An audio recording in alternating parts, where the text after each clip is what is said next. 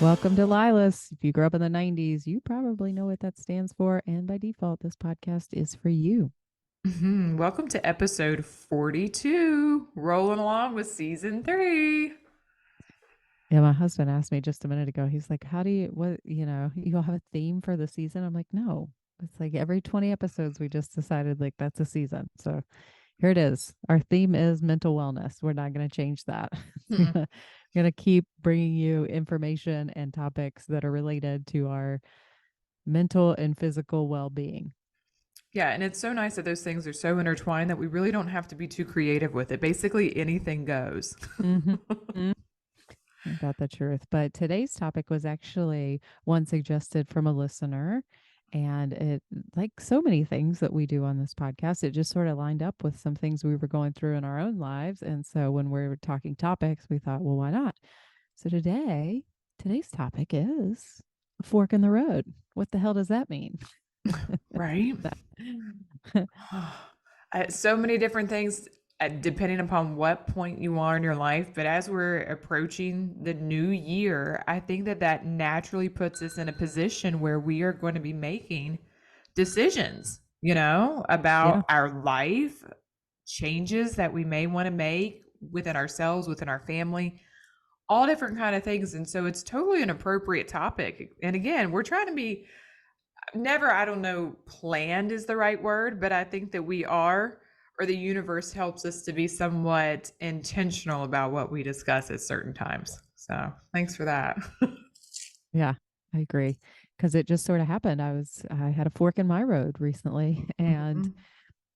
it kind of was a culmination of thinking about manifesting. I think I've been putting that into practice a little bit, just kind of putting things that you want out into the universe. And then I read this book, and it was really talking about how you want to open yourself up for what you want or something better.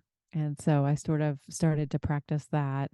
Um, in my daily meditations of like, I hope for this, or in my journaling, a lot of times I'll write things down, my wishes or things that, that I would like for to come true. And it's this or something better is sort of the mantra that I've been using lately. And one of the things, if you go back in my journal from the last, I don't know, 3 or 4 months, I was covering a maternity leave for a friend of mine. She's a school psychologist here in Charleston, and I was covering her school. And one of the things I had written was that I would hope that the school would just love me so much that they would offer me some other position there, or that I could find some other way to still be a part of the school, because I really liked the community and the people that I worked with. It was just a really great team, a really great situation. And I probably talked about this, about like just deciding if I still want to be a school psychologist. Because at some point, we all get to this point in our career, and especially if you're a midlifer like we are, where you think, do I want to do this for the next 15 years, or is it time to pivot? And lucky enough that they offered me a really nice position there. Kind of exactly what I had hoped for, being sort of a data analysis and or an analyst, and then giving that information or that data to teachers that they could really use that to drive their instruction.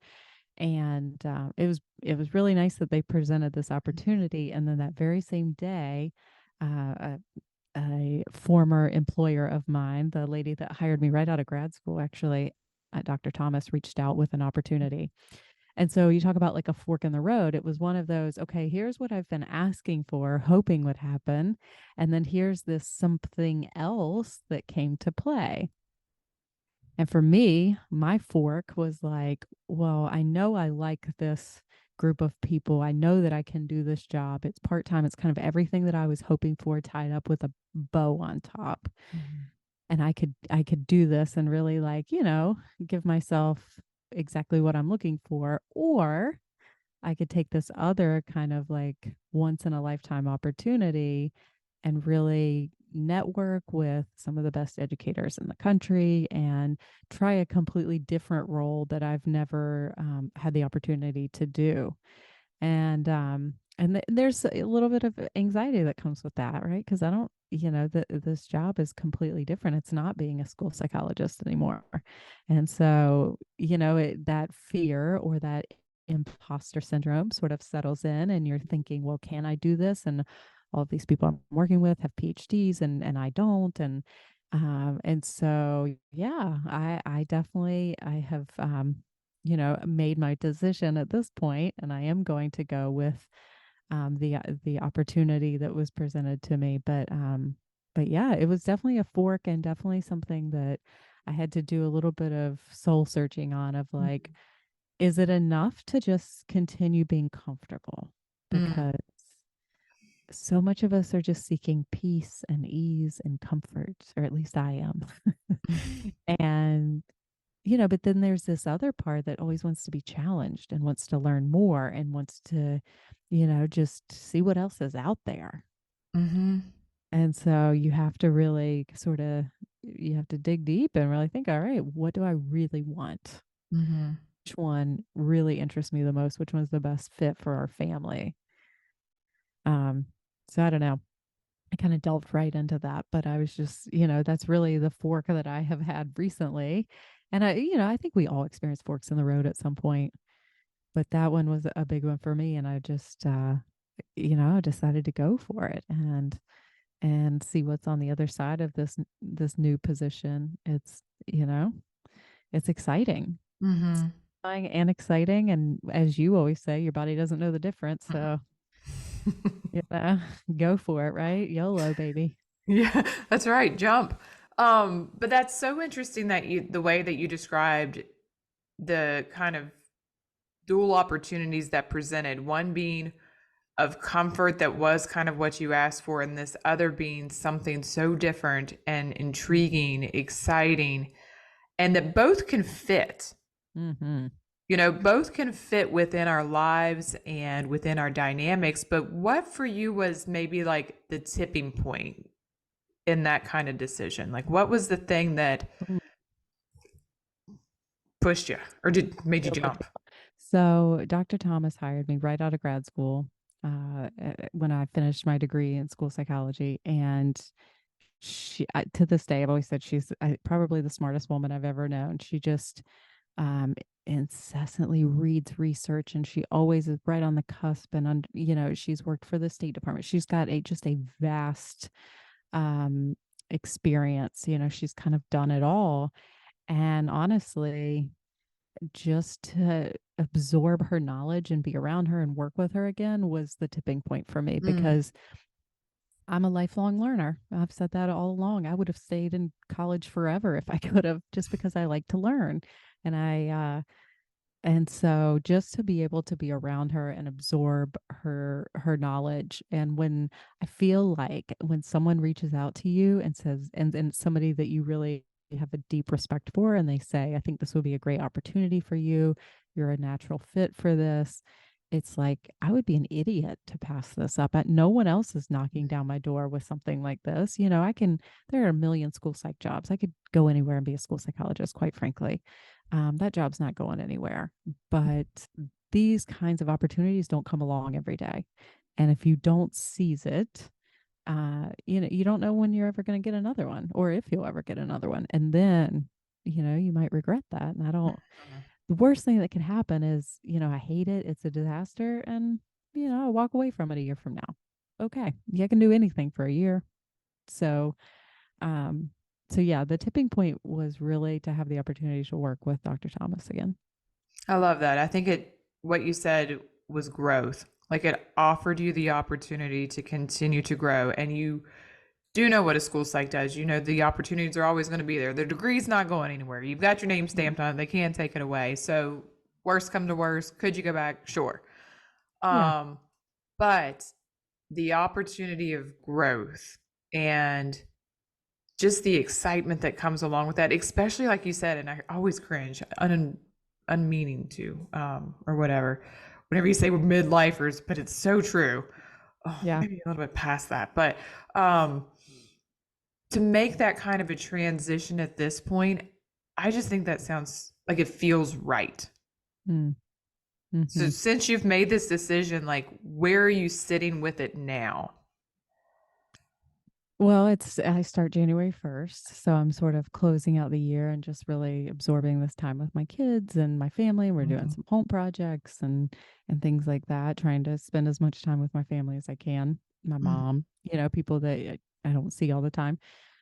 So definitely from that, and just really trying to, because if I can get real caught up in imposter syndrome pretty quickly, honestly. And sometimes I'll think, well, am I going to be able to like rise to the occasion? But, I just keep reminding myself like anything that's meant for you won't miss you. Hmm.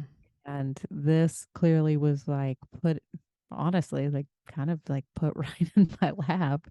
And so I feel like this is meant for me. This is something that I was meant to like take on for whatever reason. I'm going to learn something. I'm going to meet somebody. There's something here. I'm going to help somebody. I don't know what it is, but there's something here that's is exciting to just try it and see what happens. It also gives me a lot of flexibility working from home, which is something that I haven't done since COVID. And that was really difficult because my kids were home, but this is different.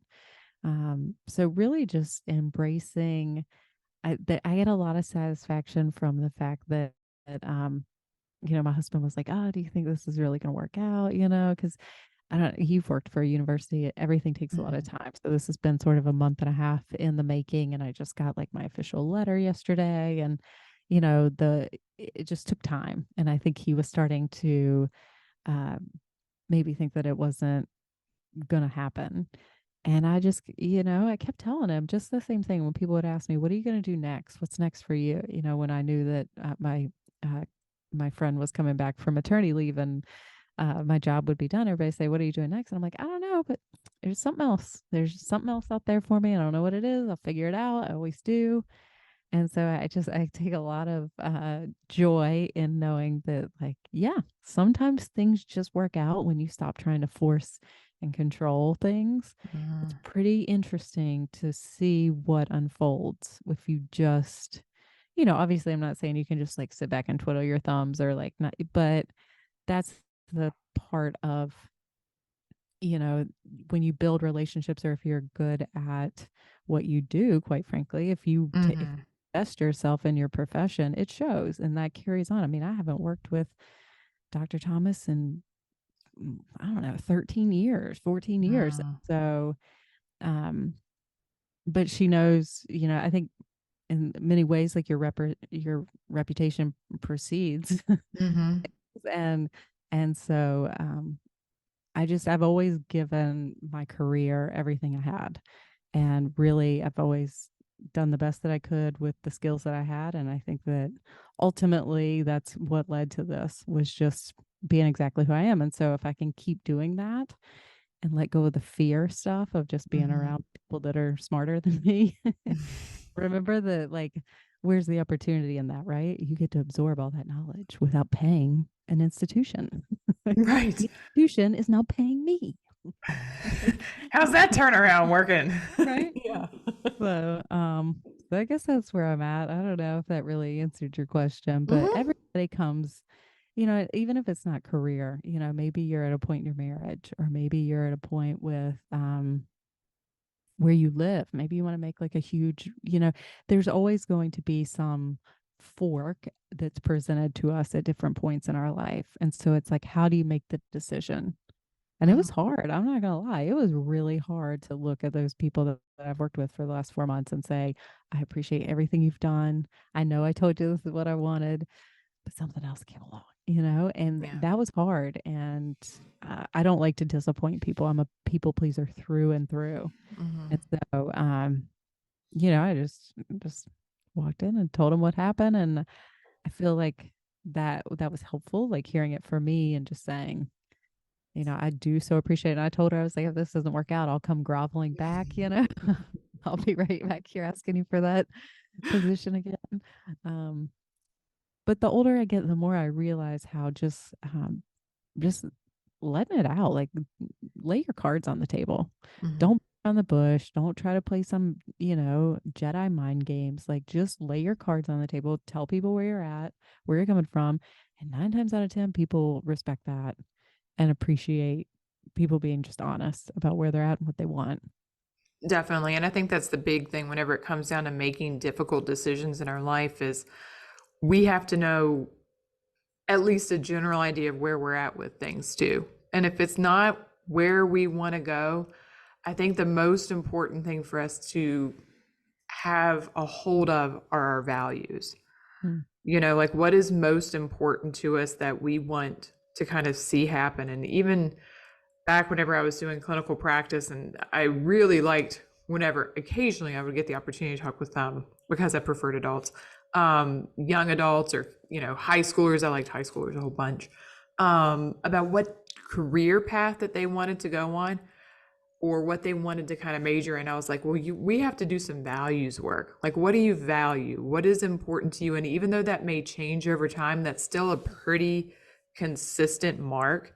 And I think what we have to realize is that sometimes our jobs don't meet our values. And maybe mm, our values change. And that is something for us to pay attention to, because things like career don't always fill in those blanks. And then we end up feeling the friction that comes from those two opposing forces, or the relationships, or whatever else that may present within your life. Whenever you start to notice some area of friction, it's because there's misalignment.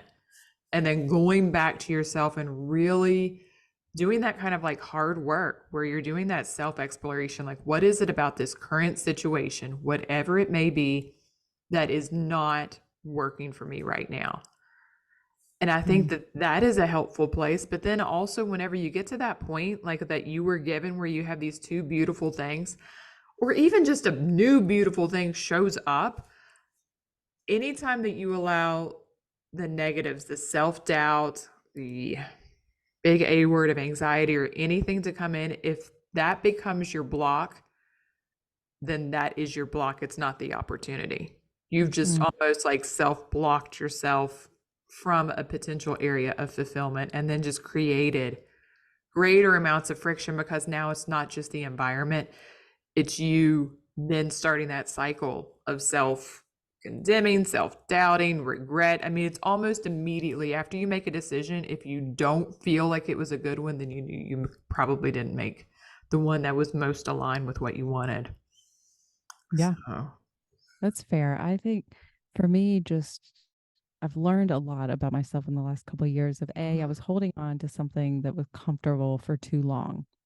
With my old job, it was like I've said it a million times. I could have done it with my eyes closed at one point. I was writing the same, paperwork, writing the same things on it, writing the same stuff in reports. Like I was just really burned out on all the paperwork and writing the same mm-hmm. over again, because it didn't feel challenge like nothing really felt challenging. Sure, there's challenging behaviors. Behavior's always interesting and difficult at times, but like for the most part, my job was consumed with paperwork and Mm-hmm. everything legal within the school system.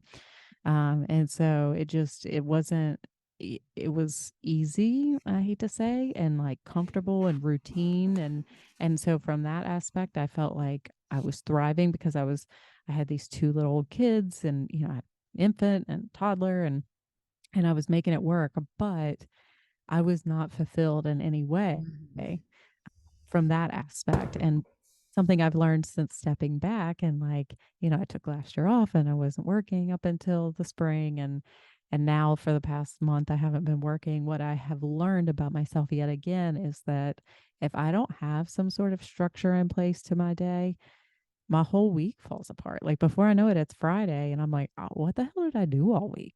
Like I can't even, like, maybe I recorded a podcast, maybe I had lunch with my kids, but like I need that structure to keep my self-esteem up. I need that. I need something that's like, okay, you have to get your workout in before this time, because here's what happens if I don't get it done. Like it doesn't, I could have all day to do it. I don't do it. And so I need that, almost like that forced time frame, because I'm not going to force myself into it if I don't have a reason to.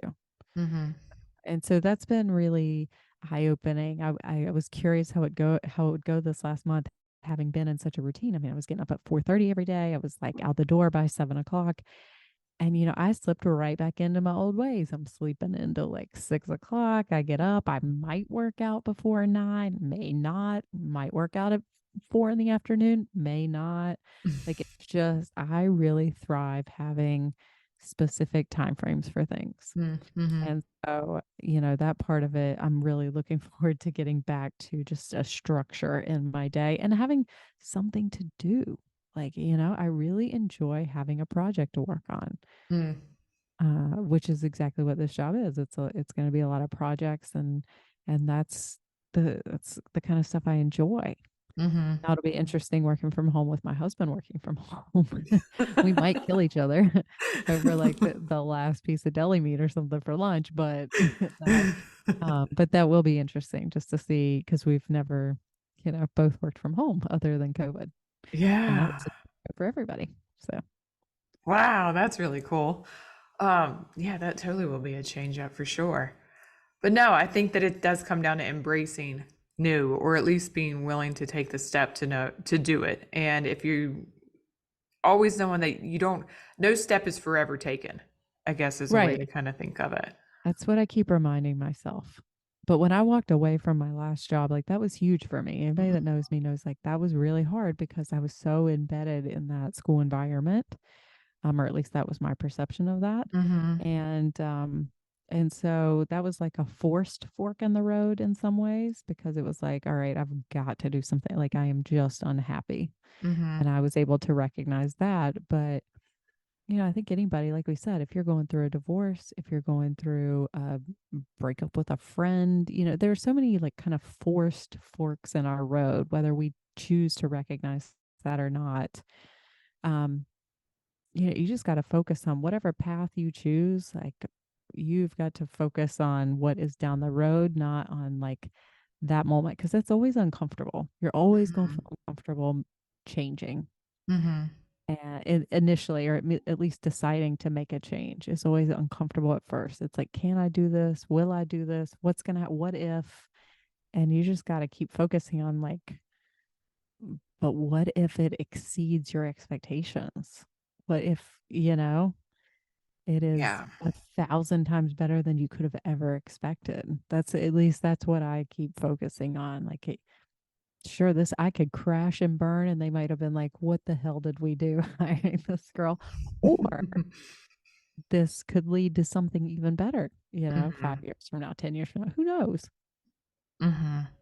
No, I do think that it does come down to, I don't know, oh, I don't know that making decisions is necessarily hard. It's the process that then follows that decision making process that I think serves as a block for a lot of people.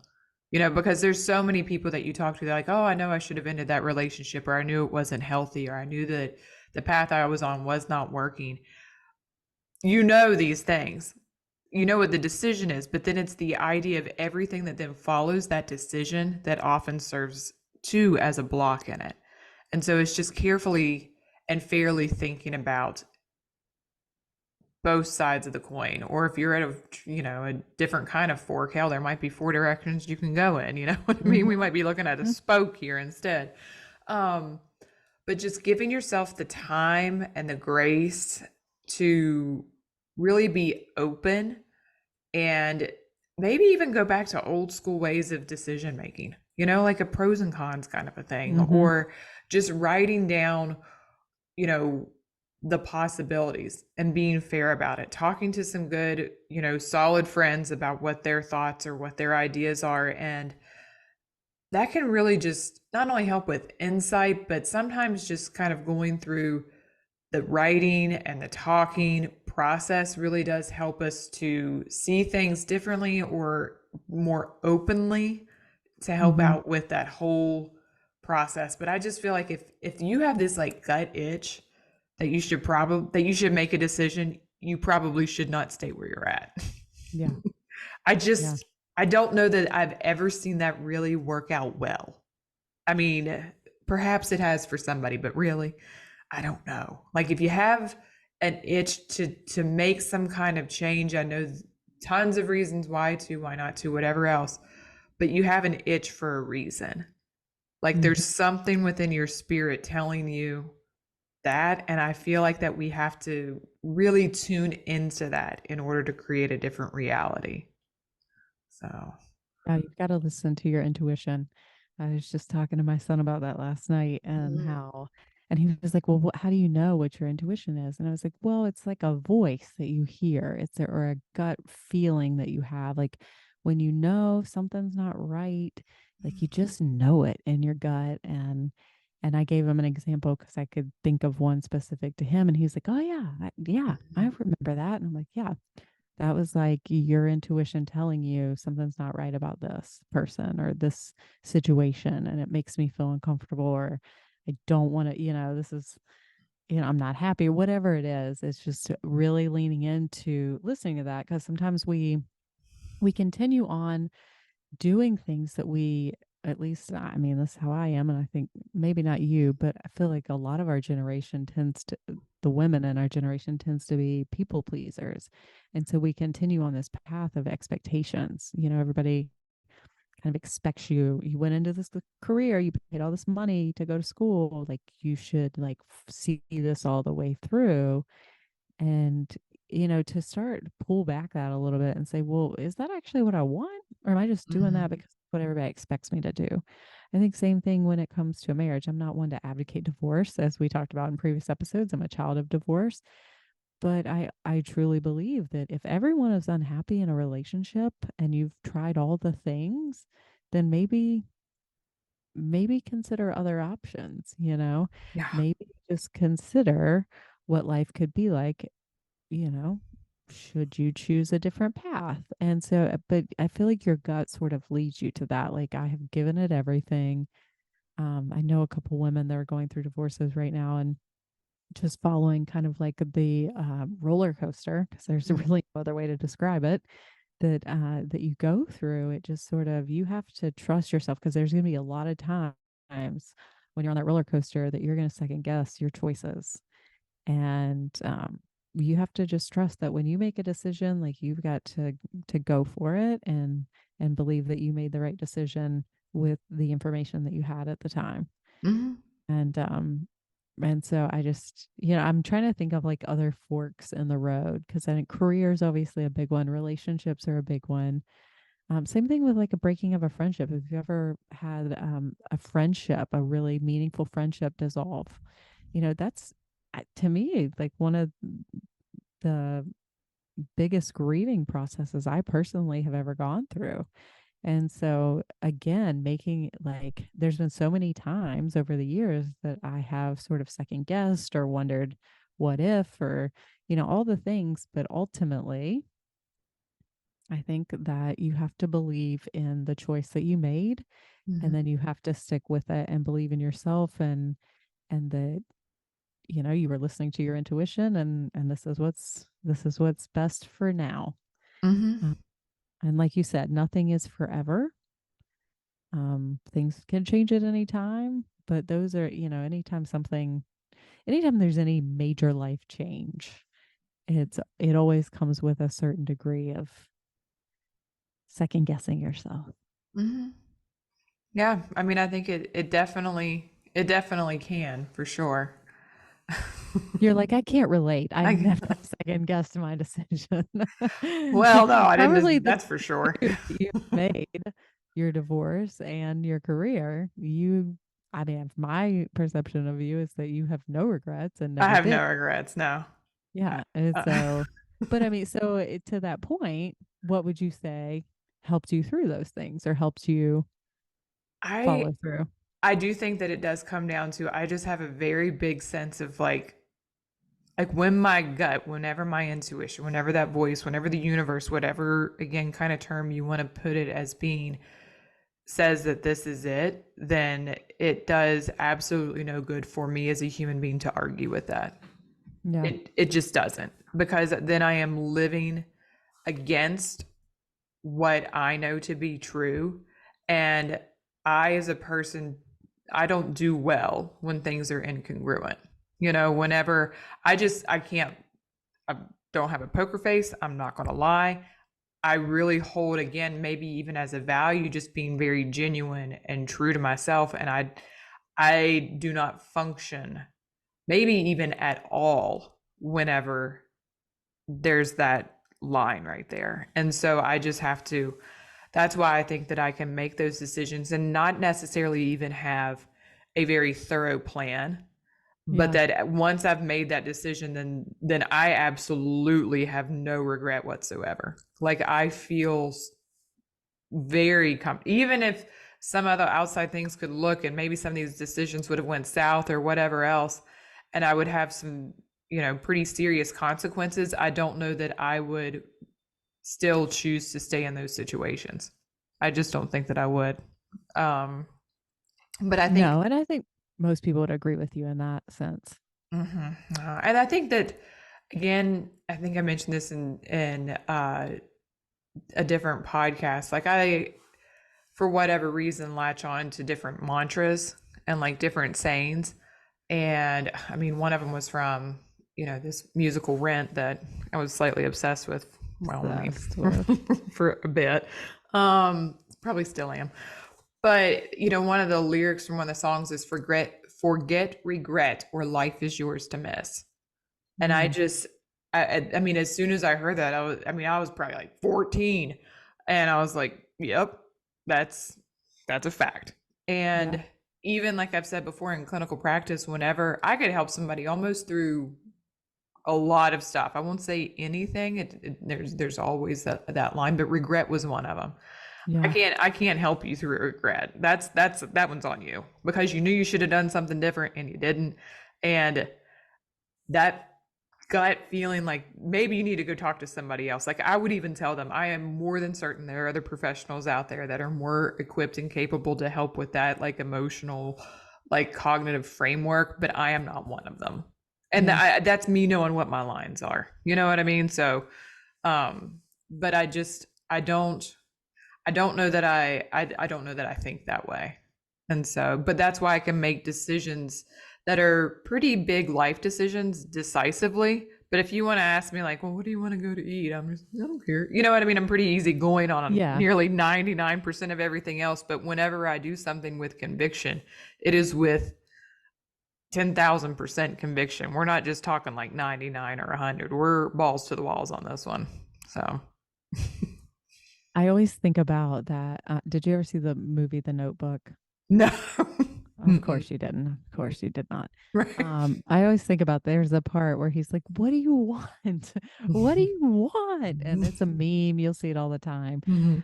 But I feel like to some degree, and maybe people don't identify with this, but so many of us, I feel like we're kind of brought up to be people pleasers, or at least Mhm. women our age were brought up to be people pleasers. It was always like lessen yourself to make the people around you more comfortable, or like what do what's everybody else want? I'm fine with what everybody else wants. And I'm gonna pick on Barb, my mom, for a minute here. Like she's Mhm. still that way to a certain degree. Like she's very much concerned with like what's gonna make everybody else happy.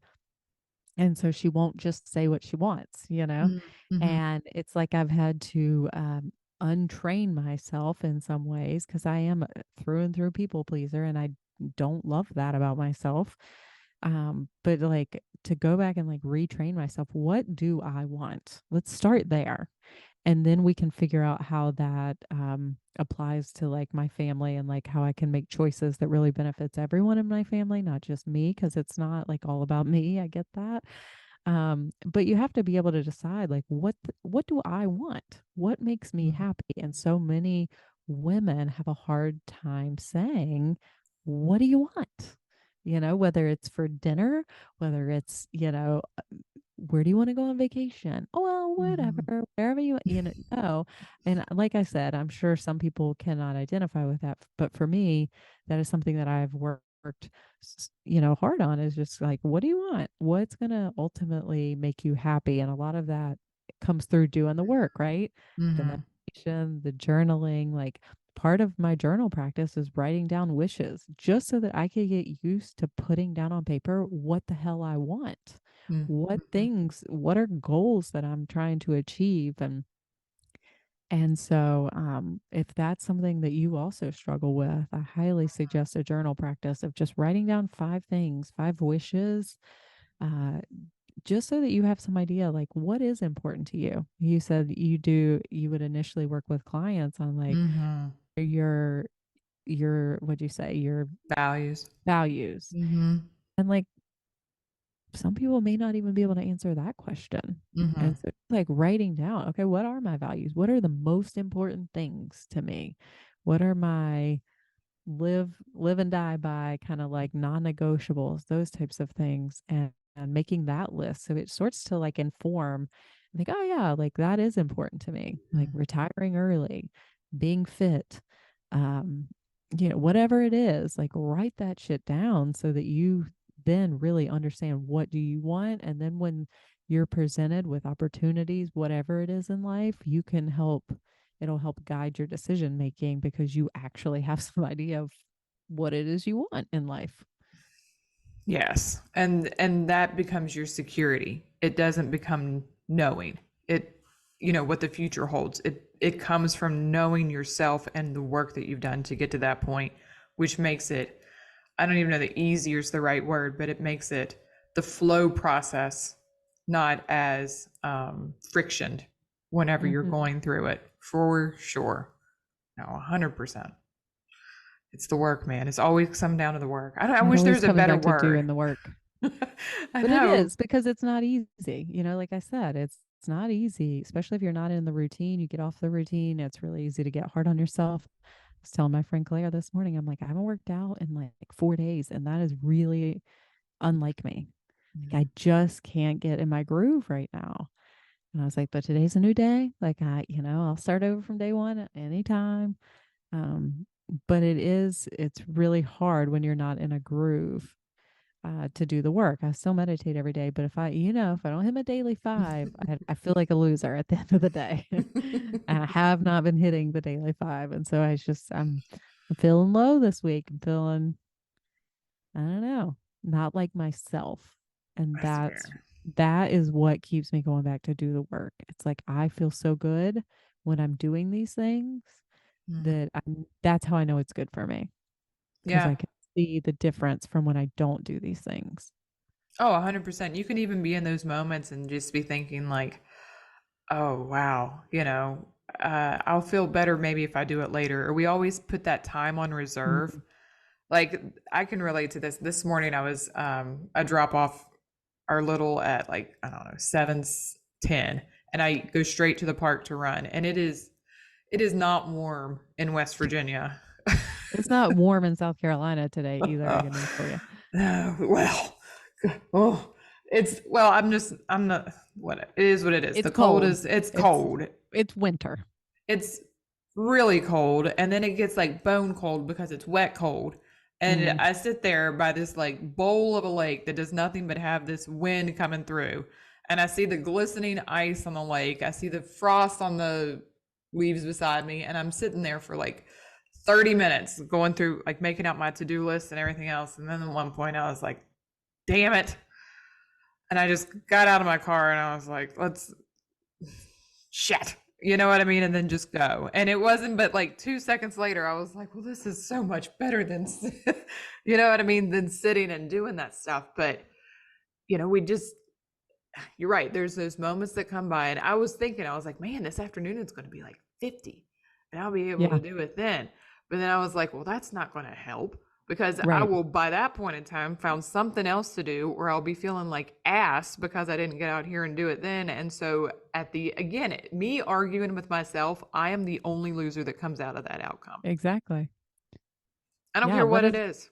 I mean, that's like that's right there. That's the goal. Or that's the not the goal. It's like the gold is when you can force yourself to do something you don't want to do.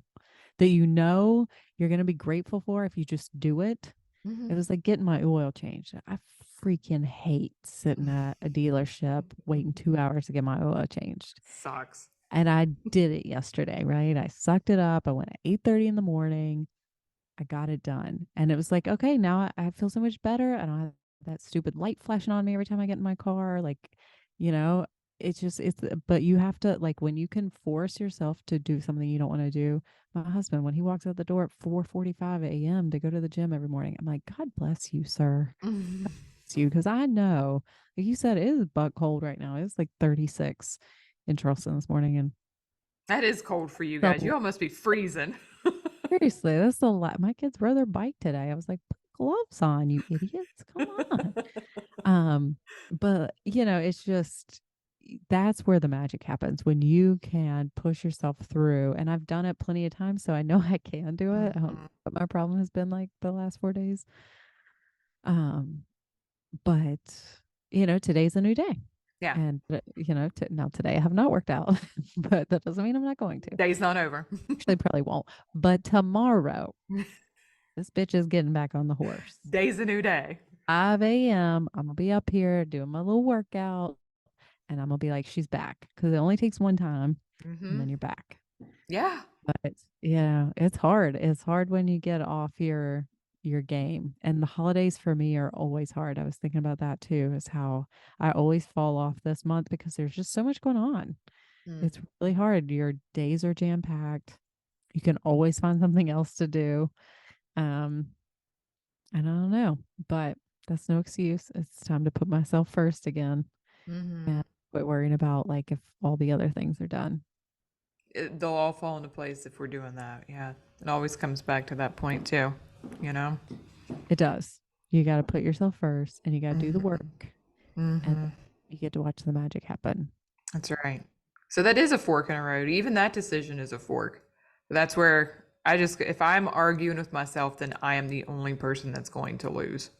Hmm. I mean, will there be more? Absolutely. Because if I hadn't got up and ran, I don't know, like 8 miles this morning, then did whatever else I did, I would be an absolute probably bitch later on. Let's just own that, because I haven't Yeah. done what I needed to do. And that's Yeah. not anybody else's fault I run into at the end of the day. That's mine. And so it just does come down at certain things. At other things, I'm still really working on, but I'm very disciplined whenever it comes to that kind of stuff. And I have this poster that has a goal written on it that I'm trying to get. You I'm are very so goal good. oriented. I'm very You goal are. oriented. And you're so good about that. And I'm going to maybe I'll make myself a poster. I need something. I need a goal. I need something to work towards because I need some like motivation. I need to go back and listen to our motivation episode apparently. So fun. But yeah, I think holidays that are just everything's so wonky, but and I hate waiting till January 1st because that's when everybody else is also trying to get on the train. I like to Yeah. like go ahead and like have it started. Um, so yeah, I'm gonna do something to really motivate myself this week. I'm going to text you at 5 a.m. tomorrow. I hope you do actually. Accountability partners are great. They really Yeah. are. All right, I'll do And it. so please do say, bitch, are you up? Have you done the workout? Are What you are you doing, girl? scrolling social media? Doom 'Cause scrolling, as you guys call it, right? and that I'm gonna make a real effort to do a lot less doom scrolling in 2024. It is such a time suck. But the Yeah. videos are so funny. Like I literally just cackle. I watch these videos and I laugh so hard. And then I get so mad at myself because I'm like, you just sat there for an hour on your ass watching stupid videos. So 2024, I'm coming hard for the doom scroll There to you put an go. end to the doom scroll. There's a goal. It's going on the list. I hear you. That's it, man. Well, hopefully this has been helpful and that you can resonate with what we've talked about just in terms of listening to your gut, allowing yourself to have those opportunities for growth, for learning, for continuing that development of self and being you, Mm. and recognizing the barriers that come in the way, whether it's the self talk, it's the negative emotions, it's the arguing with yourself. At the end of the day, you're the one that has to face who you are and the decisions that you make. I mean, we make 10,000 different decisions, more than that, every single day. Are you making the ones that if you got the itch, are you making the decision? I guess is the question. Yeah, and every change that I've ever experienced, you can chime in on this too, but every major change in my life has always resulted in something bigger and better Oh, in some yeah. way. You you always have to push through like the hard part because it's always hard. Change is inevitable, but it's always difficult in the beginning. But if you can push through, like what's on the other side of that is always so much bigger and beautiful, more beautiful than you could have ever expected. And so just keeping that prize at the forefront of what's to come and not focus so much on the hard stuff Right. in the moment. I could not agree more. Yeah. See the light. See the light, follow the light. Follow the light. That's it. Tough. All Oh, right, well, I go work that's out. it. I guess you better. I'm going to text you. I'm gonna do something. I'm gonna do something. There you go. Any movement counts. That's right. All or something. That's right. Well, hopefully this has been helpful. And again, thank you all to who have given us these suggestions for our podcast. Obviously, we're feeling it too. And so for you all to speak these things into existence, hopefully that sits with you well and that we can continue to do this stuff. So looking forward to incorporating this more in future episodes as well. Yeah, reach out. Let us know some of the forks in your road because I'm just Mhm. curious. Especially if you were one of the people that wrote in with this topic, like give us some ideas of as far as like what are the types of forks in your road. You can find us on Instagram and Facebook at the LYLAS Podcast. You can go to our website, lylaspodcast.com. So yeah, give us some more insight into what the big decisions that you might be making. Seriously. Yeah. We'll walk through them, Yeah, right? that's right. We'll do it Oh, together. that's right. All right, friends. Until next week, Lilas. We is out.